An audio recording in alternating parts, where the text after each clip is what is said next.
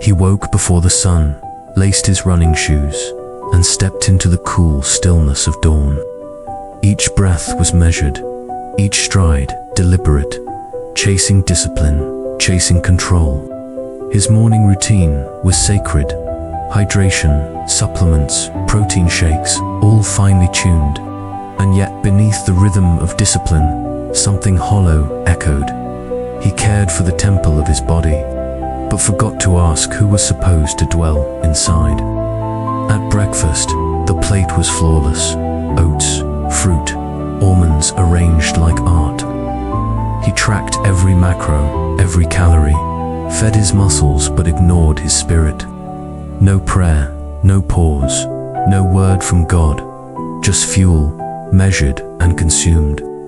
His hunger was satisfied, but not the one that whispered in the silence. Have you ever felt full in your body, yet empty where it matters most? He looked in the mirror, proud of the shape he had carved from effort and sweat. But his eyes told a different story. Sharp, yet tired. Focused, yet far away. We build the outside like a fortress, but what if the enemy has already crept inside? Jesus once asked, what good is it for someone to gain the whole world, yet forfeit their soul? When was the last time you looked in the mirror and saw your spirit? He scrolled through wellness posts, smoothies, workouts, transformation photos. Everyone looked glowing, flawless, invincible. But no one posted about prayer, about doubt, about needing forgiveness. We show the world our skin, but hide our soul like it's unworthy of light. Why are we so quick to cleanse the body, and so slow to confess the heart? The gym was loud, alive, filled with motion and mirrors. He lifted with force, stretched with precision, sweated like he was chasing eternity. But no one noticed the spirit limping beside them, weary from neglect. In that temple of strength, no one bowed, no one wept, no one worshipped, and yet God was there, waiting, not for performance, but for surrender. That evening, he counted steps, measured sleep, monitored heart rate like a ritual. The data made him feel in control, as if life could be managed by numbers. But there's no tracker for how far the heart has drifted from God. No app warns when the soul grows cold. Do you monitor your spiritual health with the same urgency as your physical stats? At work, he powered through deadlines, meetings, and caffeine efficient, composed, admired. He was praised for being on top of everything, yet beneath the surface, he felt the weight of unseen exhaustion. When the soul is tired, no vacation can restore it. What if true rest isn't found in sleep, but in surrender? He meditated with calm music, controlled breathing, and perfect posture. But silence without God is just emptiness. Stillness without presence is just waiting. He searched for peace in the breath, but overlooked the breath giver. Do you seek peace from the world, or from the one who created it? He laughed with friends, clinked glasses, posted smiling photos with clever captions. But that night, when the lights dimmed and the room grew quiet, something inside him cried. The soul cannot be fooled by applause. It knows when it's starving. Are you mistaking noise for nourishment? He had everything organized, his diet, his schedule, his life. But the Bible on his shelf remained unopened, its spine stiff from neglect. In all his planning, he forgot the planner. In all his striving, he forgot the shepherd. Are you building a life without the one who gave you breath? One day, he noticed his workouts weren't enough to silence the ache. The stronger his body became, the louder the emptiness inside him shouted. He was sculpting the outer man while the inner man wasted away. The Apostle Paul said, though outwardly we are wasting away, inwardly we are being renewed day by day.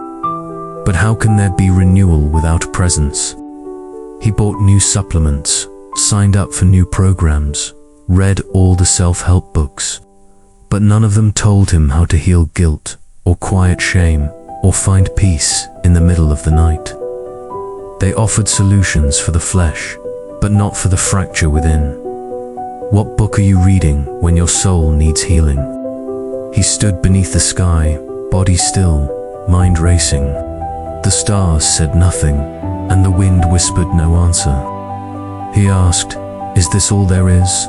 Muscles, meals, and motion?" And in the silence, he remembered the voice of his grandmother, praying over him as a child. Could it be that his soul was not dead, just forgotten? That night, he opened the Bible for the first time in months. The pages were stiff, the words unfamiliar, but somehow they felt alive. He read slowly, "Come to me, all who are weary and burdened, and I will give you rest." For the first time, his hunger began to speak, not for protein, but for peace. He knelt, not out of habit, but out of need. His muscles did not matter here, his routines could not help. It was just him and God, raw and real. And for the first time, his soul was not ignored, it was heard. Have you fed your soul today? Or just your body? The next morning felt different. He still drank his shake, still laced his shoes, but he paused. Just a moment, just a whisper. "God, thank you for breath." It wasn't a sermon, it wasn't loud, but it was real. And maybe that's how it starts. Not with thunder, but with a whisper that wakes the soul. At work, the noise returned, emails, buzzwords, coffee-fueled conversations. But this time, he carried something quieter inside him. A verse in his pocket, a prayer under his breath. The world hadn't changed, but he had. When you feed the soul, even chaos begins to sound like music. He passed by a gym mirror and caught his reflection again. Still strong, still sharp, but this time his eyes were alive. He smiled not because he liked what he saw, but because he knew who was now living inside. It's not wrong to build the body, but what are you building your spirit with? That evening, he walked past a man on the street, old, unkempt, forgotten. Before, he might have looked away, but now his spirit stopped. He bought food, sat beside him, and listened. And somehow, in that cracked voice, he heard God say, "Whatever you did for one of the least, you did for me." Later that night, as he journaled, the pen felt heavier than usual. Not because of weight, but because of meaning. He wasn't just tracking calories or steps, he was tracking grace. He wrote, "Today, I fed my body, but I also remembered to feed my soul." And somewhere in heaven, that page was not forgotten. Days passed, and the changes were small, so small he almost missed them. But he noticed how his anger softened faster, how his thoughts slowed before they struck. He was still himself, still flawed, still learning. But now, something holy was being woven into the seams of his ordinarily. Isn't that how God works? Not with fire, but with thread.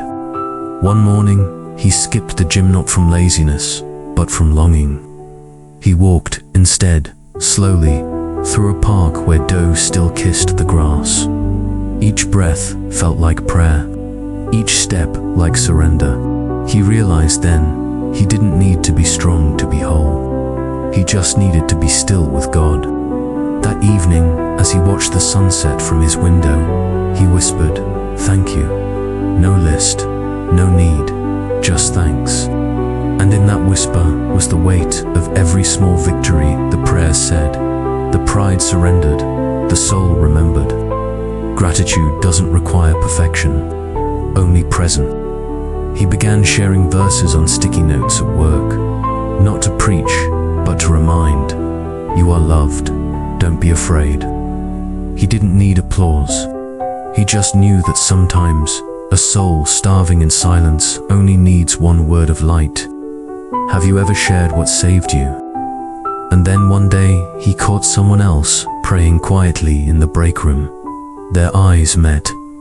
No words, just a nod. And he realized he wasn't alone. There were others feeding their soul quietly, secretly, faithfully. The soul recognizes its family not by blood, but by light. Later that week, he remembered a friend he hadn't called in months. A friend who once said, "I'm drowning, but no one sees." He dialed, no agenda, just presence. And on the other end, there was silence, followed by a soft "thank you." When you feed your soul, you begin to notice the hunger in others. In church that Sunday, he didn't sit in the back like usual. He didn't hide behind distraction. He sang, quietly at first, then louder, and when tears came, he didn't push them away. That's what feeding the soul does. It breaks what's numb and teaches the heart to feel again. He began praying not just for himself, but for strangers, for people on the street, for co-workers, for enemies. It felt strange at first, but then it felt right.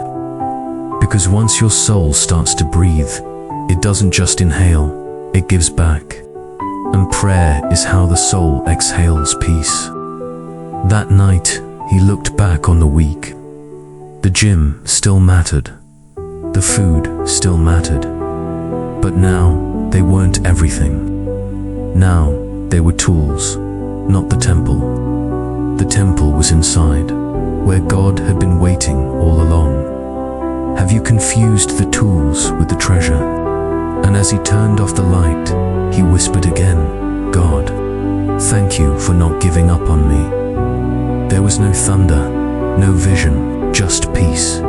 Deep, quiet, holy peace. The kind only the soul understands. And for the first time in a long time, he slept, not just tired, but full.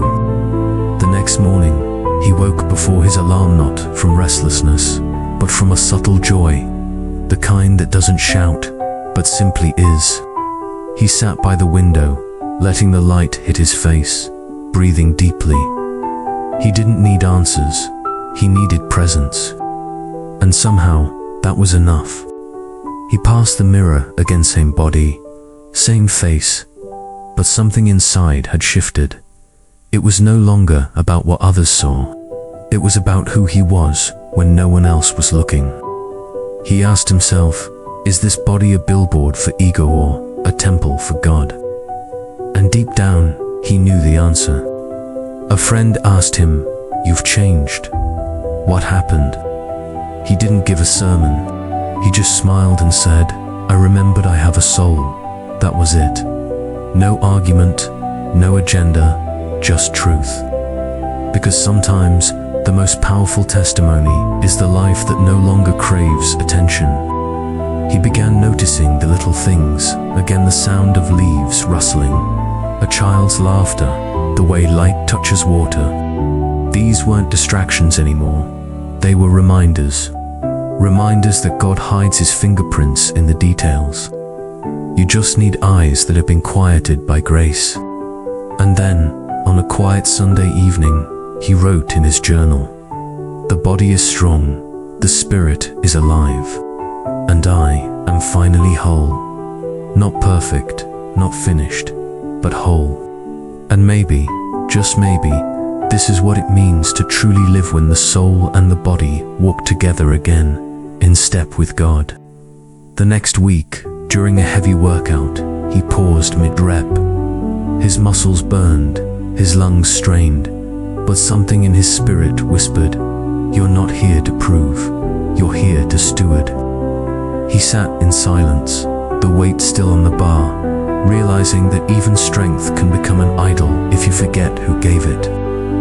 He remembered a verse, "Your body is a temple of the Holy Spirit," and suddenly, everything made sense. His routines, his discipline, it was never meant to glorify the flesh, but to host the divine. From that moment on, every workout became a form of worship. One night, he overheard two people mocking someone for their faith. Before, he might have joined the silence, but now his soul stirred.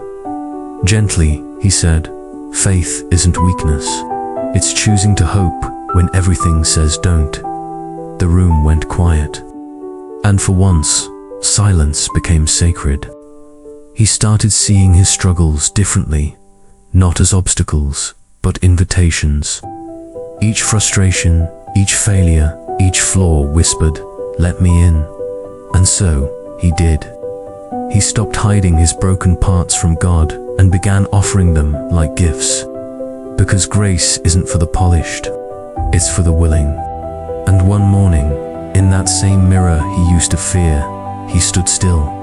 No flexing, no adjusting, just looking. He saw strength, yes, but more than that, he saw mercy. God had rewritten the reflection, not with new muscles, but with new eyes. And he whispered, "Thank you, Lord, for making me whole from the inside out." That afternoon, he walked past a man arguing loudly on the street. Old patterns would have judged, mocked, or avoided. But this time, he stopped not with answers, but with attention. He didn't fix the man, he just listened. Sometimes, love isn't loud. It just stands still when everyone else walks away. That night, he prayed not for a better life, but for a better heart. One that listens before it reacts. One that forgives before it's asked. One that sees the image of God, not just in churches, but in traffic, in elevators, in angry faces. That's how the soul lives, outside the lines. He realized he didn't need to shout about his beliefs anymore. His peace had become the sermon, his joy the testimony, and his gentleness the altar where wounded souls might someday find their way home. You don't need a pulpit to preach. You just need to burn with quiet light. He opened his Bible not to study, but to remember, to breathe again. The pages weren't rules anymore, they were rhythms. A heartbeat, a whisper, a map, and every time he returned, he found not just words, but presence. The word became alive in him because he stopped reading it for others and started living it himself. At last, he stopped striving. He no longer feared being unseen, no longer chased applause or escape. He walked with God, not as a task, but as a rhythm, slow, sacred, sustainable. And as the sun set behind him, he smiled because peace, real peace, had finally outrun performance. The next morning, a driver cut him off in traffic. Before, his blood would have boiled, words would have flown. But this time, he inhaled deeply, whispered, "Lord, bless them and let it pass." Because peace isn't proven in quiet places, it's tested in chaos. And his soul had been training for this. Later that day, he forgave someone who didn't say sorry, not because they deserved it, but because he deserved peace.